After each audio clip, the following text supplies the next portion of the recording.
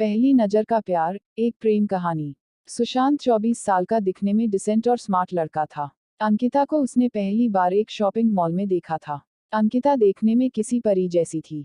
सुशांत को अंकिता को देखते ही पहली नजर का प्यार हो गया।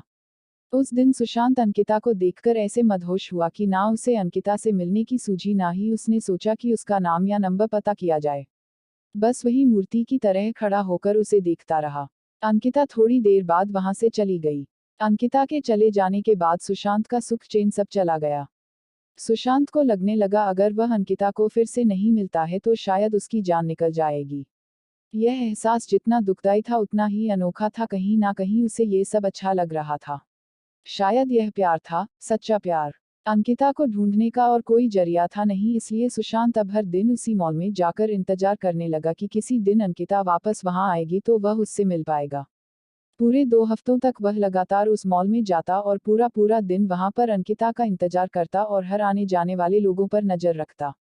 2 हफ्ते बाद उसके सब्र का फल उसे मिला और एक दिन अचानक अंकिता खुद उसी के सामने आकर खड़ी हो गई।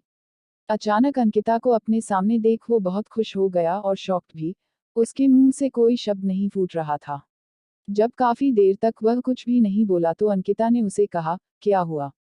इतने दिनों से मेरा इंतजार कर रहे हो और अब जब मैं सामने खड़ी हूं तो तुम मुझसे बातें नहीं करोगे? सुशांत ने चौंकते हुए कहा, हाँ करूंगा, बिल्कुल करूंगा। लेकिन पहले यह तो बताओ तुम्हें कैसे पता कि मैं इतने दिनों से यहाँ तुम्हारे लिए आता हूँ?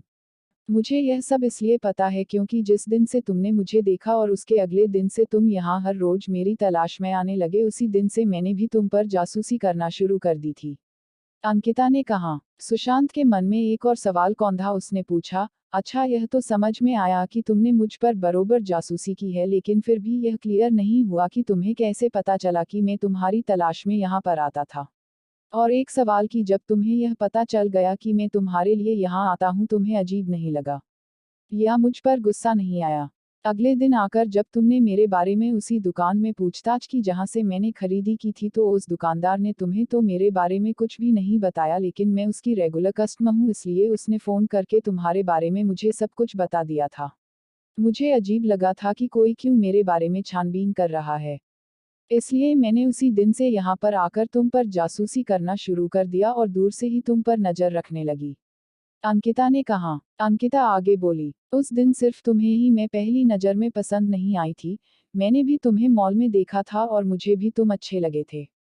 इसलिए जब मैं तुम पर नजर रखने लगी तब मेरे मन में तुम्हारे बारे में और ज्यादा जानने की मंशा जागी, इसलिए मैं उसी दिन तुमसे बात करने के लिए नहीं आई और इन 2 हफ्तों में मैंने तुम्हारे बारे में काफी कुछ जाना।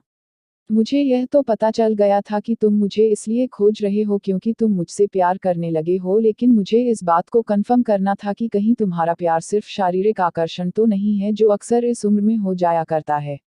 लेकिन जैसे जैसे दिन बीत गए और मैंने देखा कि तुम बिना धीरज खोए और बिना इंटरेस्ट यूज किए उतनी ही शिद्दत से मेरे लिए यहाँ आते थे और मुझे तलाशते रहते थे, तो मुझे यकीन हो गया कि यह महज एक आकर्षण नहीं है बल्कि तुम सच में मुझसे प्यार करने लगे हो। और इस बात को तब और ज्यादा मजबूती मिल गई जब मैंने देखा कि मॉल में मुझसे भी ज्यादा सुंदर लड़कियां तुम्हारे पास से गुजरती थी, लेकिन तुम उनमें सिर्फ मेरा चेहरा देखना चाहते थे। इन 2 हफ्तों में तुम पर नजरें रखते रखते मेरे दिल में भी तुम्हारे लिए प्यार जाग गया और मेरा प्यार भी आकर्षण नहीं है क्योंकि मुझे भी अब बिना तुम्हें देखे चैन नहीं आता है और मैं भी वही चाहती हूँ जो तुम चाहते हो, इसलिए आज मुझसे रहा नहीं गया और मैं तुम्हारे सामने आकर खड़ी हूँ।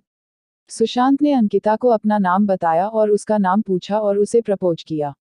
अंकिता ने हाँ कहा और दोनों के ही चेहरों पर अपने सपनों के हमसफर से मिलने की खुशी चमक उठी और एक प्यारी सी क्यूट लव स्टोरी का हैप्पी एंडिंग हुआ।